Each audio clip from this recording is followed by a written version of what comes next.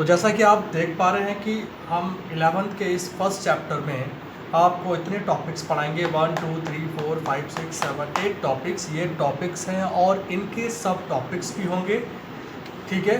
इनके सभी के कुछ ना कुछ सब टॉपिक्स भी होंगे और प्लस हर एक के एग्जाम्पल न्यूमेरिकल भी होंगे, ठीक है। और जो जो टॉपिक्स कंप्लीट होते जाएंगे और लगता है कि उन पर न्यूमेरिकल्स हैं, बन सकते हैं, तो हम उनकी शीट्स भी आपको प्रोवाइड करते जाएंगे। और फाइनली जब हमारा चैप्टर हर एक की शीट देने के बाद ख़त्म हो जाएगा तो फिर हम एक सबसे बड़ी शीट देंगे जिसमें लेवल 1, लेवल 2, लेवल 3, यानी कि आप कह सकते हैं JEE की प्रॉब्लम्स, ठीक है। फिर ये लेवल 3 में आएगा, फिर नीट की प्रॉब्लम्स ये लेवल 2 में आएगा और CET की प्रॉब्लम्स ये आपका लेवल 1 में आएगा, ठीक है। तो मतलब आप फिज़िक्स में हमसे जो भी चैप्टर्स पढ़ेंगे वो आप कंप्लीटली पढ़ेंगे, उसमें से कुछ भी आपका छूटेगा नहीं। मेरा मानना ये है कि पूरे किताब पढ़ने से अच्छा आपको हर चीज़ भले कम ही पढ़ें, बट आपको हर चीज़ आपको आनी चाहिए, अच्छी तरह से आनी चाहिए, ठीक है। क्योंकि बच्चों ऐसा नहीं है कि JEE के टॉपर्स या फिर IIT के टॉपर्स पूरी बुक पढ़ के बनते हैं, नहीं, उनकी स्ट्रेटजी अलग होती है, उनको पढ़ने की स्ट्रेटजी उनकी अलग होती है, उनके ट्रिक्स अलग होते हैं। क्योंकि पूरी बुक्स रटने के बाद भी फुल मार्क्स नहीं मिलते हैं। तो ध्यान रखिएगा कि जो भी हम पढ़ाएं वो आज के आज आपको क्लियर हो जाना चाहिए। तो आई होप आप लोगों ने नोट कर लिया होगा। अब हम इसके आगे बढ़ते हैं।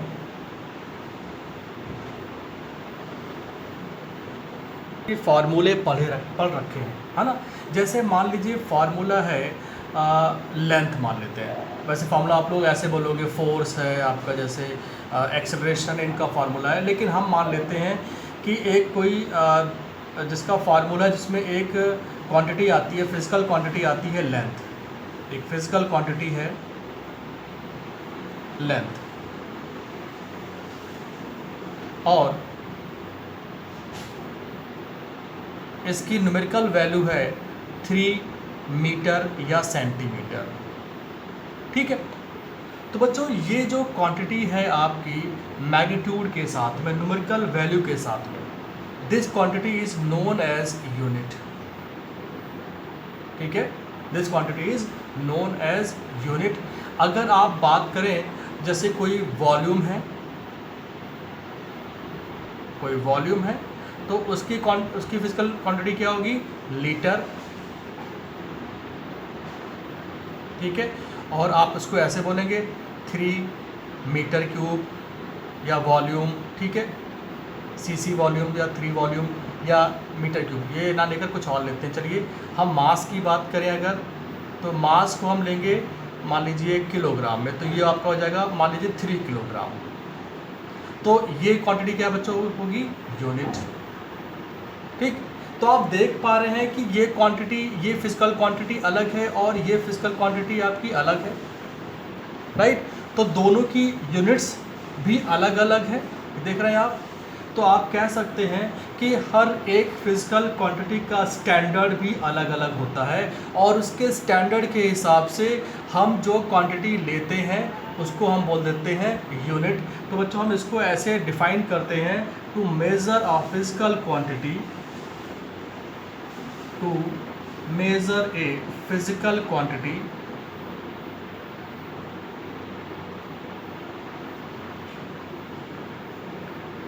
we need a standard known as unit, ठीक है।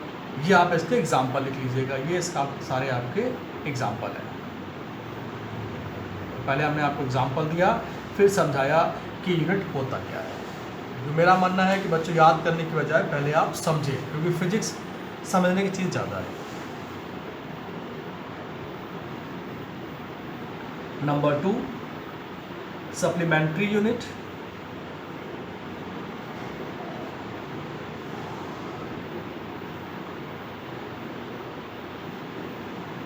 And number 3 derived unit.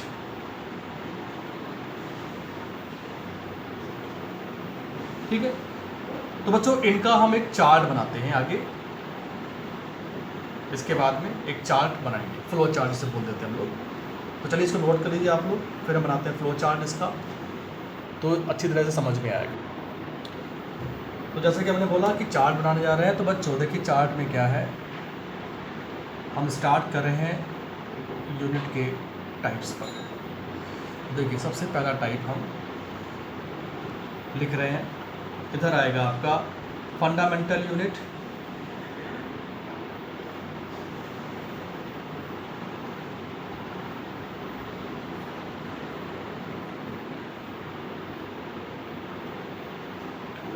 Mid में आएगा सप्लीमेंट्री यूनिट,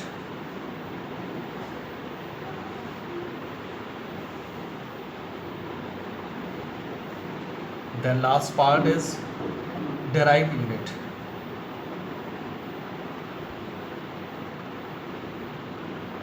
अब आते हैं फंडामेंटल यूनिट्स पर,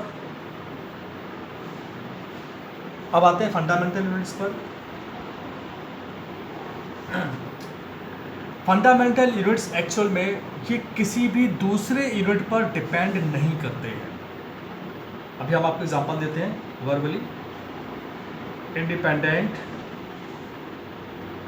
of each other and not इनकन्वर्टिबल।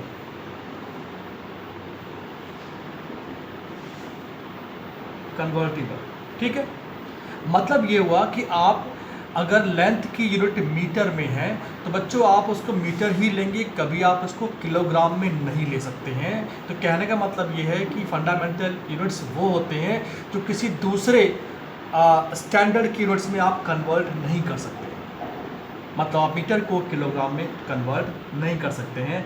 ये खुद अपने आप पर डिपेंड करते हैं, दूसरों पर डिपेंड नहीं करते। अब आते हैं इसके नेक्स्ट पर कि कौन कौन सी होती हैं।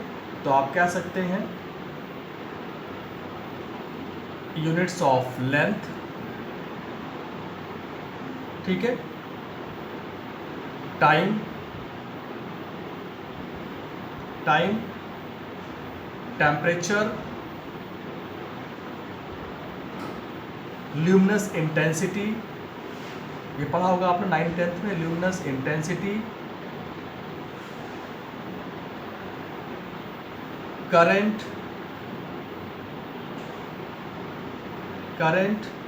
And amount of substance.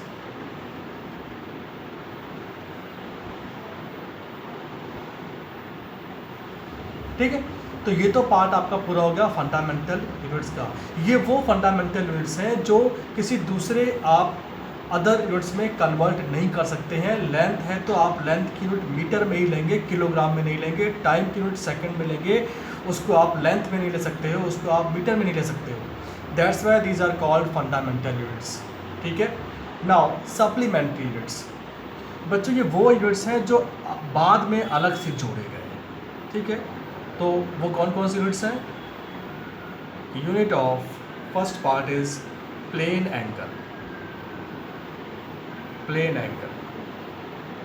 Number solid angle, actual mathematical concept है पूरा ये, solid angle, and last derived unit. पहले हम आपको बता दें कि होते क्या है। फंडामेंटल यूनिट्स के कॉम्बिनेशन को, इनके यूनिट्स के कॉम्बिनेशन को हम बोल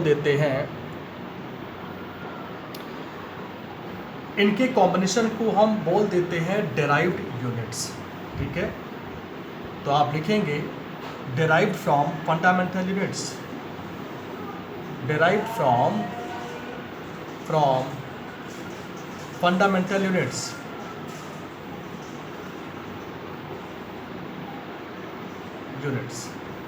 ठीक है, बात समझ गए होंगे। अब इसमें से कौन कौन से एग्जाम्पल है, जैसे यूनिट्स ऑफ वेलोसिटी, क्या होती है बच्चों, मीटर पर सेकंड होती है, तो मीटर भी आ गया, सेकंड भी आ गया, तो इसमें कौन कौन सी, लेंथ भी है, टाइम भी है, तो दो दो आए कि नहीं है इसमें units. Acceleration, acceleration, force, work, बहुत है तो बहुत सारी, तकरीबन 92 सीबीएसई बोर्ड की एनसीईआरटी बुक में 92 फंडामेंटल डायरेक्ट यूनिट्स हैं। आपके जो फार्मूले हैं वो 92 97 के आसपास हैं। तो इतना सब लिख नहीं सकते हैं, वो हम लोग जब पूरी बुक पढ़ेंगे, चैप्टर्स पढ़ेंगे, तब आपको बहुत सारे फार्मूले आपको पढ़ने को मिलेंगे। भाई 96 97 फार्मूले हैं तो उनकी उतनी ज़्यादा यूनिट्स भी होंगी, है तो फंडामेंटल 7 ही, लेकिन डायरेक्ट यूनिट सबसे ज़्यादा आपको मिलेंगी 97 98 तक। नोट कर लीजिए आप लोग इसको। तो बच्चों हम चैप्टर पढ़ रहे हैं यूनिट एंड डायमेंशन। अब आते हैं हम लोग सिस्टम ऑफ यूनिट्स पर। Systems of units. बच्चों इसमें ऐसा क्यों किया गया या ये है क्या, हम बताने जा रहे हैं आपको। मान लीजिए आपको किसी स्ट्रिंग या किसी वायर की विड्थ को आप मेज़र करेंगे, तो आप उसको कभी भी किलोमीटर में या मीटर में मेज़र नहीं करेंगे। आप कभी भी उसको, उसके विड्थ को मीटर या किलोमीटर में आप मेज़र नहीं करेंगे। लेकिन अगर हम आपके घर से स्कूल तक के ट्रैक की बात करें, आपके घर से लेकर के आपके कॉलेज तक की ट्रैक की बात करें, तो उसकी लंबाई को आप कभी भी सेंटीमीटर में मेज़र नहीं करेंगे। आप उसको मेज़र करेंगे या तो मीटर में या फिर किलोमीटर में। तो बच्चों जैसा सिस्टम है हम वैसा ही यूनिट लेंगे, ठीक है। लंबाई का यूनिट जो हम लेते हैं वो लेते हैं मीटर में या किलोमीटर में या सेंटीमीटर में, लेकिन आपको जैसा नेचर दिया जाए, सिस्टम का नेचर दिया जाए, उसी के अकॉर्डिंग हम सेंटीमीटर, मीटर या किलोमीटर हम यूज़ करेंगे। जैसे बहुत ही स्मॉल ऑब्जेक्ट है, माइक्रोन में है, तो उसकी लेंथ को हम सेंटीमीटर में नापते हैं। इससे भी छोटी और भी यूनिट्स हैं, वो बात बताई जाएगी। थोड़ा उससे बड़ी है तो मीटर में, और बड़ी है तो अदर यूनिट्स में, किलोमीटर में। तो इसीलिए सिस्टम्स ऑफ यूनिट्स की हमें नीड पड़ी कि हमें इन सिस्टम के, अलग अलग सिस्टम के नेचर के अकॉर्डिंग हमें कौन कौन सी यूनिट्स लेनी चाहिए। तो बच्चों इनका एक ग्रुप है, सभी को मिला करके, किसको, फंडामेंटल यूनिट्स को और डेराइव्ड यूनिट्स को मिला करके एक ग्रुप बनाया गया है, जिसको बोलते हैं हम लोग सिस्टम्स ऑफ यूनिट्स। तो लिखेंगे इसके बारे में, it is a complete set of fundamental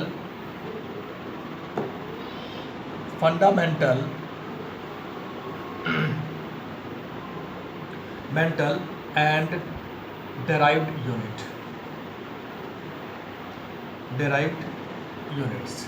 तो आप समझ गए होंगे। तो बच्चों इसमें कौन कौन से, देखो उनके नाम देख लो आप लोग। सबसे पहला नाम आता है बच्चों MKS सिस्टम, ठीक है। तो MKS का मतलब हो गया मीटर किलोग्राम सेकेंड, ठीक है। तो बच्चों इसकी फंडामेंटल या कह सकते हैं जो क्वांटिटीज़ हैं, जो फंडामेंटल क्वांटिटीज़ हैं, वो है लगभग फंडामेंटल क्वांटिटी लगभग सेम ही है सभी की। मास, लेंथ एंड टाइम, ठीक है। मीटर किलोग्राम सेकेंड्स में लेते हैं, मीटर किलोग्राम सेकेंड्स में लेते हैं। लिख लें यहाँ पर मीटर किलोग्राम एंड सेकेंड्स, ठीक है। नेक्स्ट टू CGS सिस्टम, ठीक है। बच्चों इसका नाम भी है, इसे बोलते हैं गॉसियन सिस्टम। इसे एक साइंटिस्ट गॉस ने इसका बनाया था या इसको हम इन्वेंट किया था। It is a Gaussian system,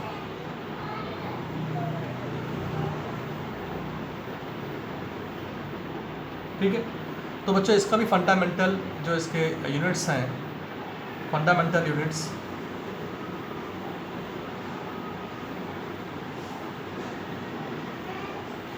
mass,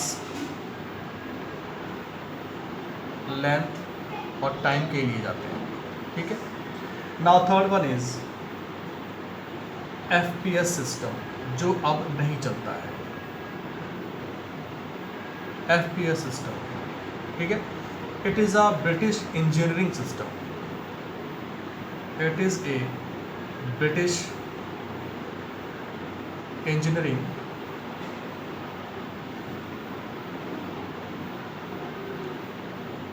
system, ठीक है। यहाँ पर C का मतलब सेंटीमीटर,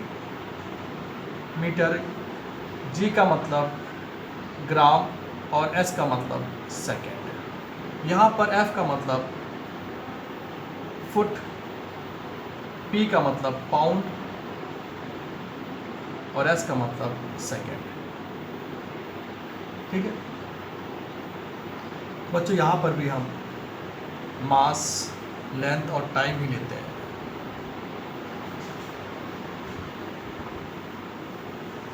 ठीक है। इसे आप नोट कर लीजिए, फिर आगे बढ़ते हैं। एक और बचा है अभी।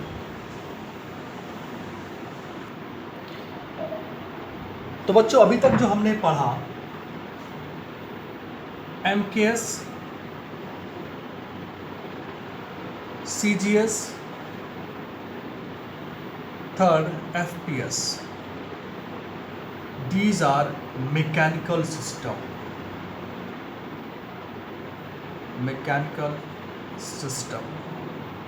ठीक है। तो बच्चों इसमें आप केवल मैकेनिकल सिस्टम के बारे में पढ़ते हैं और ये कंप्लीट नहीं है, ठीक है। हम जो कहने जा रहे हैं, हम इन तीनों सिस्टम में केवल मैकेनिकल सिस्टम के बारे में पढ़ते हैं। और बच्चों फिजिक्स में केवल मैकेनिकल सिस्टम ही नहीं है, उसमें रे ऑप्टिक्स भी आता है, उसमें थर्मोडायनेमिक्स भी आता है, उसमें इलेक्ट्रोस्टैटिक भी आता है, उसमें करंट इलेक्ट्रिसिटी भी आता है। बच्चों ये मैकेनिक नहीं है, ठीक है। मैकेनिक्स आप सिंपली समझाएं बच्चों आपको। तो जो 11th का जो आपकी फिजिक्स की बुक है वो टोटली, मैं NCERT CBSE बोर्ड की बात कर रहा हूँ, CET की नहीं बात कर रहा मैं, NCERT और CBSE बोर्ड की बात करता हूँ। तो आपका जो 11th का जो पहला पार्ट जो बुक है वो टोटल मैकेनिकल सिस्टम या मैकेनिक्स कहलाता है। और जो 12th की जो बुक है फिजिक्स की वो मैकेनिक्स नहीं कहलाती, उसमें आपके रे ऑप्टिक्स, थर्मोडायनेमिक्स वगैरह वगैरह चैप्टर्स आते हैं। तो बच्चों हमें केवल फिजिक्स में मैकेनिकल सिस्टम ही नहीं पढ़ना होता है, हमें और भी सिस्टम्स में पढ़ने होते हैं यूनिट्स। तो बच्चों इन कमियों को देखते हुए कि ये इनकम्प्लीट है, तो एक नया यूनिट सिस्टम बनाया गया जिसको बोला गया SI सिस्टम, ठीक है। ड्यू टू इनकम्प्लीटनेस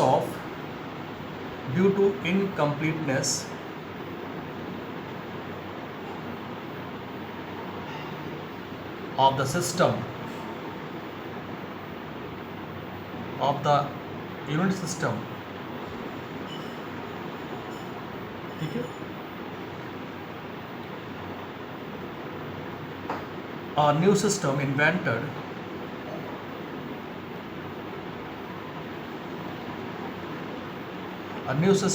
या कह सकते हैं इंटरनेशनलाइज्ड या नेशनलाइज्ड सिस्टम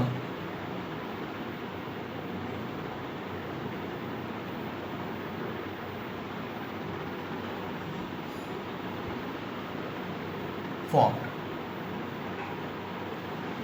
और बच्चों उसका नाम है last fourth one SI system,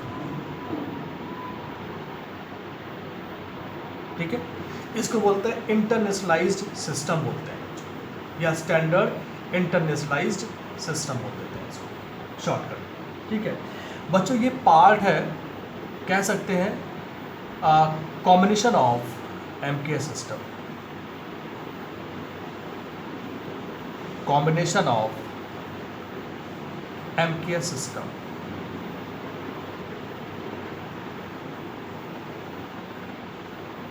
क्योंकि इसमें MKS सिस्टम का भी यूज़ होता है, ठीक है। और SI सिस्टम भी इसमें ऐड किया गया है, यानी कि इसको मॉडिफाइड किया गया है, या कह सकते हैं मॉडिफाइड फॉर्म,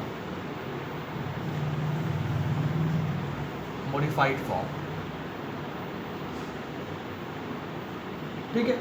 इस सिस्टम में बच्चों 7 fundamental units and 2 supplementary units हैं. In this system,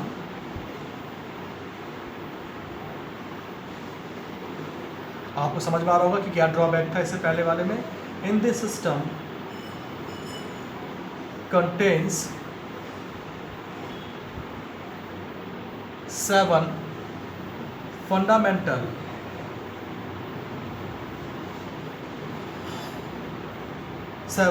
fundamental units and 2 supplementary units.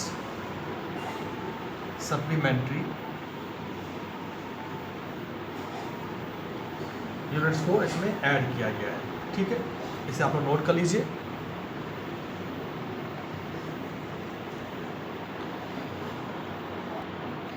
तो देखिए बच्चों, एक चार्ट इसका. पहला है MK system,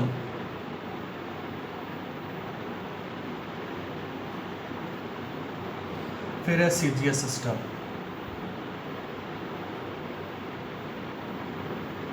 then FPS system,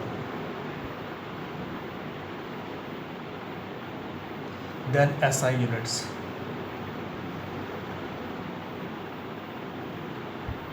ठीक है. इन चारों की इंफॉर्मेशन मैं देने जा रहा हूँ आपको.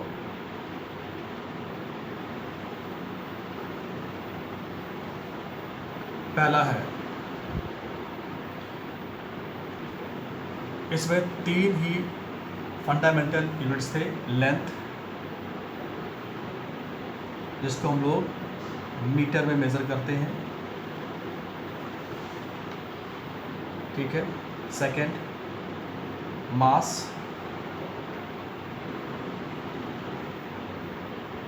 सिंबल यानी कि इसकी यूनिट्स है kilogram, symbol KG.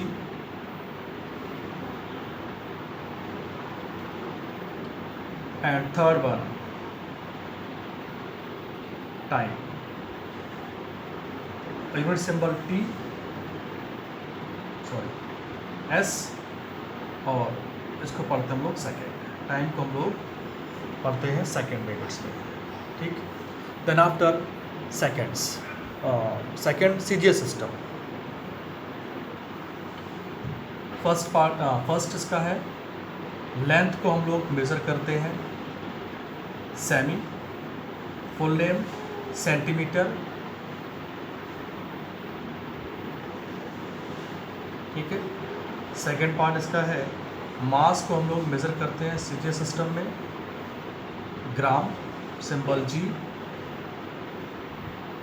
And third part, time वैसे सेम रहता है, symbol second, full name second.